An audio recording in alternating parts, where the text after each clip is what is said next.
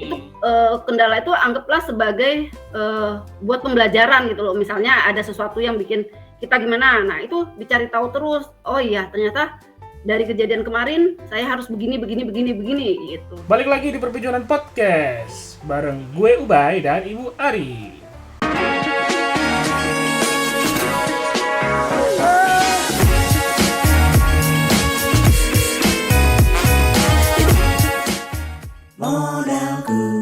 Ada pasti. Kalau udah jalan gini masalah apa? Kompetitor paling gue ya. Yang ada tuh apa? Supply barang. Dari supplier. Barang nggak juga sih ya. Kalau kendala saat ini mungkin lebih gini. Kalau saya kan kosmetik ya. Yes. Jadi kosmetik itu bukan rahasia umum sih Mas ya. Bukan rahasia umum. Artinya gini. Ada yang namanya kosmetik non BPOM dan BPOM gitu kan. Nah itu tuh yang kendala saya adalah itu harus membersihkan dari image jualan produk non BPOM gitu. Jadi lebih ke apa ya, pembaharuan gitu loh. Nah dari situ tuh makanya begitu ada kendala ya kan, ternyata ini nggak boleh gitu kan. Nah dari situ timbullah ide gitu kan. Oh ya, saya mulai istilah kata mengurus merek kayak gitu kan. Nah makanya seperti itu. Jadi kendalanya kalau saat ini yang seperti itu. Jadi begitu ditemui kendala yang seperti itu gitu kan, ya itu mulai harus coba memperbaiki lah ke arah yang lebih baik. Jadi coba ditemuin ininya ya, masalahnya terus dicari. Karena kan kalau untuk fashion, aksesoris kendalanya nggak terlalu banyak, tetapi kalau di bidang kosmetik saya yakin semua pebisnis kosmetik tahu kendala kosmetik. Iya sih. Karena emang kosmetik kan dipakai dan habis gitu ya. Dan ada pengalaman yang dialami yang pakai gitu ya. Makanya harus bikin image-nya bagus. Jadi dia mau beli lagi gitu ya Bu ya. Iya betul. Jadi harapannya kan kalau bedanya sama fashion mungkin gitu. Kalau fashion nggak suka ya udah gitu. Kalau kosmetik fashion kan dia berganti masa ya. Misalnya saat ini lagi fashion ini ya orang berburu-buru itu gitu kan. Udah lewat waktunya ya udah, dia kapan lagi nanti boomingnya gitu kan. Ada lagi waktunya booming tetapi nggak dalam waktu dekat gitu. Beda dengan kosmetik. Ya walaupun kenyataannya memang ada beberapa kosmetik yang istilahnya ada waktu-waktunya booming, ada memang seperti itu, tapi nggak semuanya kosmetik itu kejadiannya seperti itu gitu. Oke. Jadi sangat bervariasi juga ya. Jadi harus jeli mengamati perkembangan bisnisnya. Dan nanti ini ya regulasi pemerintah ya harus diikuti juga ya. Harus diikuti itu yang info ya, nggak boleh ketinggalan info ya Bu. Harus update terus ya. Itu teman-teman ya. Apapun bisnisnya tentu saja ya teman-teman. Oke, ini saya penasaran nih tentang ini Bu.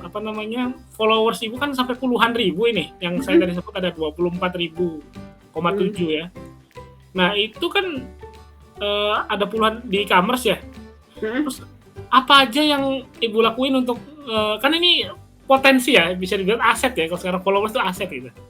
Nah strategi Ibu untuk mempromosikan bisnis itu gimana? Ya contoh satu e-commerce itu dia ada sistem promo ya, promonya promo toko yang seperti itu kan. Terus ada juga bikin promo untuk follower gitu kan. Jadi atau kita bikin kayak semacam promo beli barang ini dapat ini gitu kan. Buy one get one. Buy one get one seperti itulah maksudnya seperti itu. Jadi ini rajin promo ya. Jadi istilahnya konsumen akan merasa bangga gitu loh dengan beli barang ini dapat ini gitu kan. Padahal sih sebetulnya nggak begitu mahal barang hadiahnya, bonusannya, giftnya gitu ya. Tetapi buat si konsumen dia ada merasa kayak merasa beruntung gitu ya. Dikasih perhatian gitu loh. Betul. Gitu. Jadi iya ya, saya beli 2 aja kok dapat bonusan gitu kan. Nah dari situ dia besok makin bertambah, terutama untuk reseller ya. Kebanyakan kan kalau di lapak saya di e-commerce tuh kebanyakan kan lebih ke reseller untuk dijual kembali gitu kan. Nah dari situ tuh mereka lebih seneng kalau kita dapat bonusan gitu kan, nanti mereka kasih note, Kak jangan lupa gift-nya ya gitu kan. Dari situ gitu ya, giveaway. Artinya mereka senang kita kasih gift gitu kan. Nah terus kayak gitu akhirnya nanti dipasang nih, kalau follow kita dapat gift gitu kan, seperti itu. Jadi ya cara-cara seperti itulah Mas Ubay. Jadi istilahnya usahakan, kalau saya sih lebih ke bukan iklan berbayar ya, artinya lebih memanfaatkan iklan yang tidak berbayar kalau saya. Tapi itu saya nggak tahu ya kalau untuk di luar sana yang lebih istilah kata gini, nggak masuk lah cara itu gitu kan. Saya lebih seneng yang ikan Ya, itu budaya kan gitu kan. strategi masing-masing pedagang ya, bisa dibilangnya. Berikutnya saya mau nanya tentang ini, Bu. Ibu kan ada di e-commerce nih sekarang.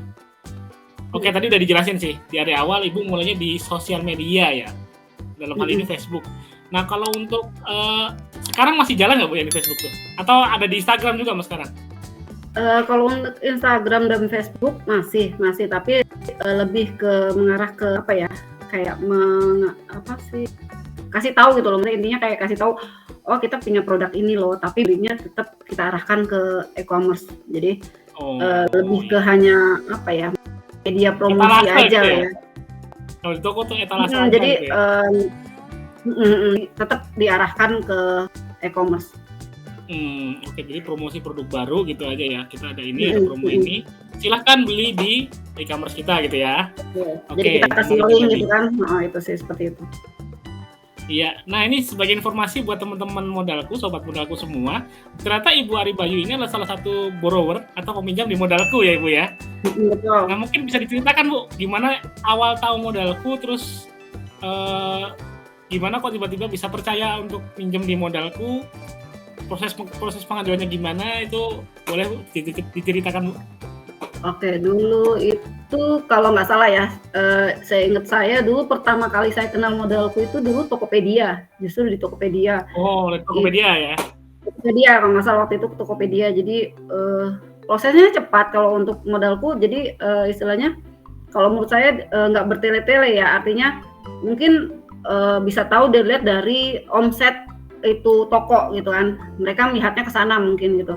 Nah akhirnya lanjut waktu saya buka Shopee itu Tokopedia udah selesai gitu kan, akhirnya saya buka Shopee, di sana juga kayak ada plafon untuk si seller gitu kan. Nah dari situ saya coba berkembang sampai akhirnya Tokopedia modalku memberikan tawarannya secara manual, artinya nggak lagi di e-commerce gitu. Jadi lebih jadi awalnya ikut program ya Bu di e-commerce ya? Iya, jadi ada kayak dikasih plafon ya, jadi mungkin modalku melihat omset si seller ya, jadi kan punya plafon berapa nih seller gitu kan. Nah itu dari situ tuh saya coba mengajukan, ternyata di approve. Jadi prosesnya ditelepon, ditanya gitu kan, saya tuh bergeraknya di bidang apa gitu-gitu, terus cara distribusinya seperti apa, terus belinya juga dapat dari mana ya, kayak gitu-gitu. Mereka interview dikit gitu kan, mengenal tentang si seller gitu kan. Nah di situ mereka cepat prosesnya, nggak bertele-tele lama sampai berbulan-bulan, enggak. Jadi kalau nggak salah nggak sampai seminggu waktu itu, malah itu kurang dari seminggu ya? Kurang dari seminggu, kalau nggak salah kurang dari seminggu itu udah langsung approve gitu kan. Dan akhirnya alhamdulillah sampai sekarang itu saya benar-benar percayakan gitu kan ke modalku, sampai si marketingnya juga istilahnya gitu kan tahu riwayat penjualan saya gitu kan. Jadi dia langsung dari laba rugi saya bisa langsung tahu, oh ya saya punya plafon sekian gitu. Alhamdulillah. Oke, jadi sangat bermanfaat sekali bisa dibilang begitu ya Bu ya. Pinjaman modal usahanya. Nah, kalau untuk Ibu kan tadi bilang ini ya diajukan secara sendiri berarti ya, bukan program ya, yang sekarang ini ya. Nah produknya itu apa Bu kalau boleh tahu, produk pinjamannya? Lebih ke modal usaha ya, kayak apa ya, jadi apa dulu bahasanya tuh, aku sih taunya istilah modalku untuk usaha gitu kan. Kalau nama programnya, untuk namanya saya lupa. Jadi kalau untuk tujuannya itu lebih ke untuk usaha gitu kan, modal usaha gitu kan, lebih ke iya betul, memang fokus kita di situ. Untuk namanya lupa saya. Memang agak besar Bu jumlahnya? Kalau untuk saat ini plafonnya alhamdulillah sudah lumayan besar. Oke. Untuk tujuannya untuk apa Bu waktu itu? Kalau waktu awal. Yang awal apa, terus yang sekarang apa gitu? Oke. Waktu itu untuk penambahan stok gitu. Jadi waktu itu istilahnya apa ya, lebih membanyakan varian stok gitu kan, lebih ke stok variannya gitu kan. Nah kemudian berkembangnya waktu itu untuk lebih ke ekspansi tempat gitu kan. Jadi untuk gudang gitu kan, penambahan gudang gitu kan. Nah dari sana terus yang terakhir adalah saya lebih memanfaatkan untuk perkembangan brand merek saya sendiri. Jadi lebih saya kembangkan lagi gitu kan dari yang ada sekarang itu untuk membuat produk-produk dengan brand saya sendiri. Oh, untuk yang sekarang itu ya, untuk yang dulu menambah stok barang, Menambah jadi stok, gitu. menambah stok barang. Nah kalau sekarang lebih ke, jadi brand saya itu, merek saya lebih ke banyak produk gitu.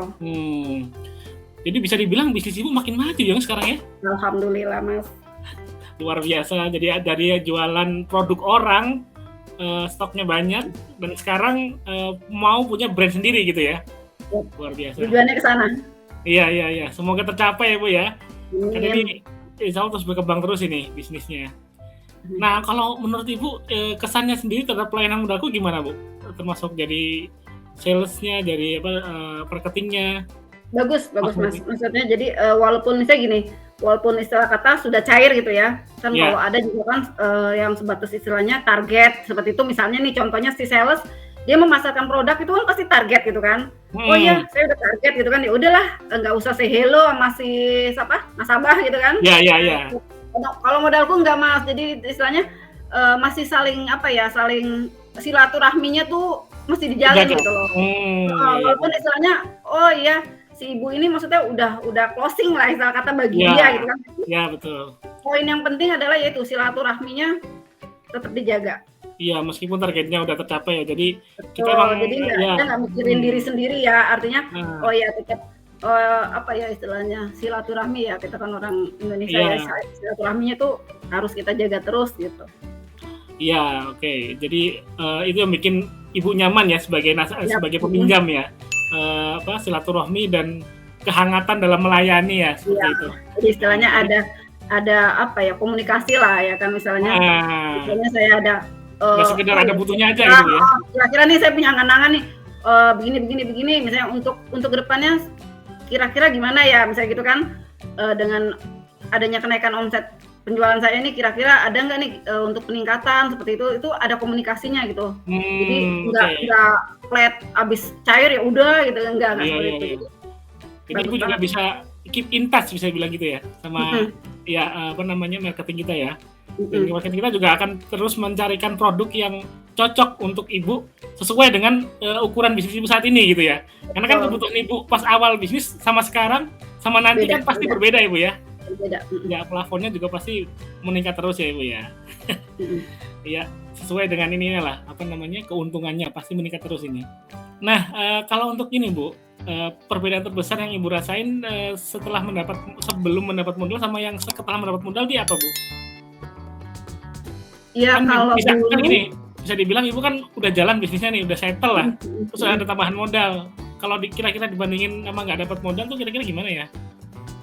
Gini, jadi kalau yang saya rasakan ya, dulu istilahnya belum ada modalku gitu ya, tetap berjalan. Maksudnya bukannya dengan adanya nggak punya modal terus nggak berjalan, karena kalau saya modelnya, prinsip saya uang yang ada itu gimana caranya bisa jadi lebih mekar gitu, prinsip saya. Karena saya orang ekonomi, jadi istilahnya bener-bener sepeser pun itu uang harus bisa berkali-kali lipat bawa temennya datang gitu. Kalau saya prinsip saya. Jadi dengan adanya tambahan modalku artinya kan saya dikasih kesempatan gitu loh. Saya dikasih kesempatan untuk bisa lebih banyak lagi gitu kan, lebih banyak lagi berkarya gitu kan, menciptakan inovasi baru lah misalnya gitu kan. Ya kan beda, dulu nggak punya modal sama sekarang punya modal harusnya pasti berbeda gitu kan, gimana cuma tergantung kitanya, ya itu tadi balik lagi ke orangnya, apakah modal yang dikasih itu bisa dimanfaatkan semaksimal mungkin atau tidak gitu. Jadi intinya perbedaan antara belum punya modal dengan modal adalah tujuannya. Tujuannya kalau kita benar-benar tujuannya dari awal adalah memanfaatkan uang yang untuk mencapai tujuan, pun bisa Mas. Tapi kalau misalnya orang itu modelnya dengan dikasih pinjam tapi dia menyalahgunakan gitu kan, percuma aja gitu. Jadi kalau saya gitu perbedaan antara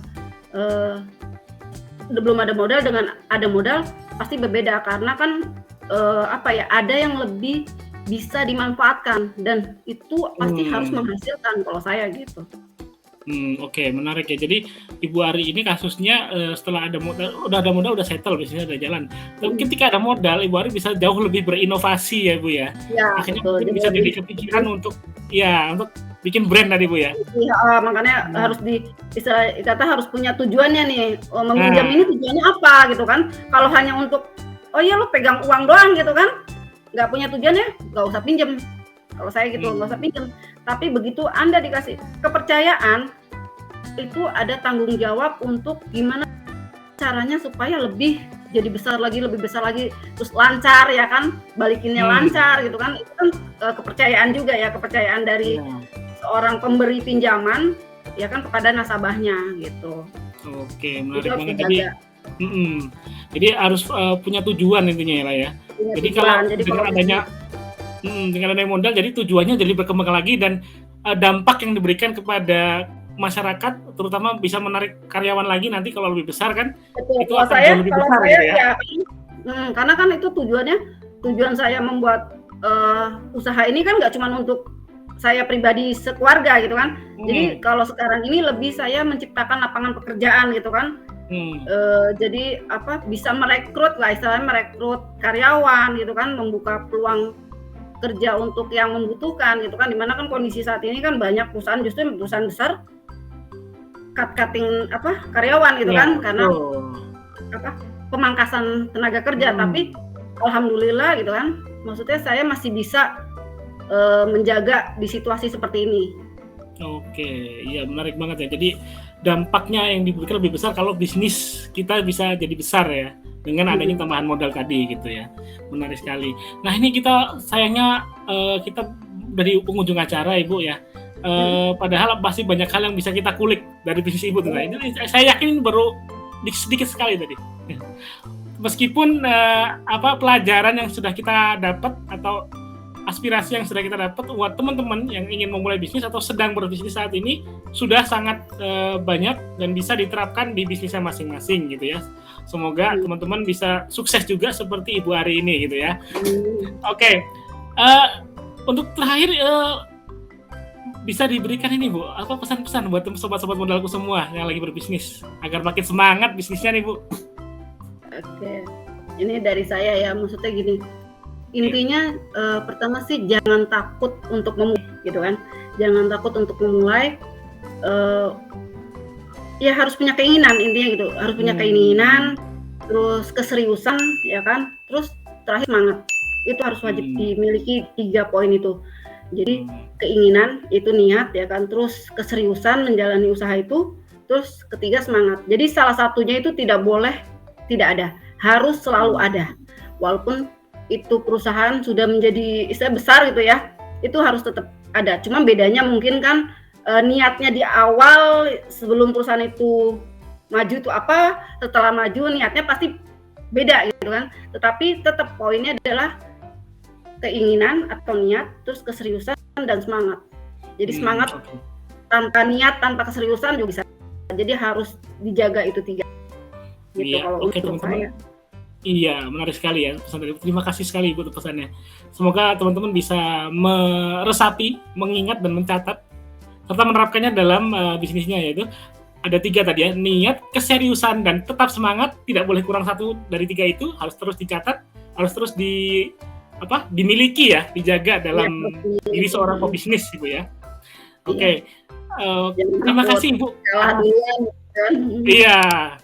Terima kasih loh Ibu atas waktunya mau memberikan tips-tips buat teman-teman sekalian. Saya yakin dari sekian orang yang mendengarin podcast ini pasti ada yang terinspirasi dari kisah Ibu. Mungkin nantinya bisa jadi pembeli juga, mungkin jadi penerus Ibu juga di dalam bisnis bisnis online tentu saja ya. Semoga apapun itu bisa menghasilkan hal positif bagi teman-teman semua. Terima kasih sekali lagi Ibu atas kehadirannya, atas waktunya. Dan saya mengingatkan kepada sobat modalku semua untuk jangan lupa share and like podcast episode 7 ini, dan subscribe YouTube Modalku. Terkait info tentang Modalku, produk syarat pinjaman serta pengajuannya, teman-teman bisa temukan di website www.modalku.co.id atau follow IG Modalku di @modalku.id. Dan perlu diingat juga bahwa Modalku adalah fintech yang sudah berizin ya. dan diawasi OJK Indonesia. Ibu Ari sendiri sudah membuktikan ya Iya, betul. kehandalan produk Modaku gitu ya, sudah bisa meningkatkan bisnisnya dengan sangat cepat dan bisa memberikan manfaat bagi sekitarnya seperti itu. Nah, untuk info update perbincangan podcast selanjutnya bisa pantengin Instagram @modalku.id ya guys. Terima kasih Ibu atas waktunya. Ya, akhir kata, gua Ube, sampai jumpa di perbincangan podcast selanjutnya. Bye. Bye.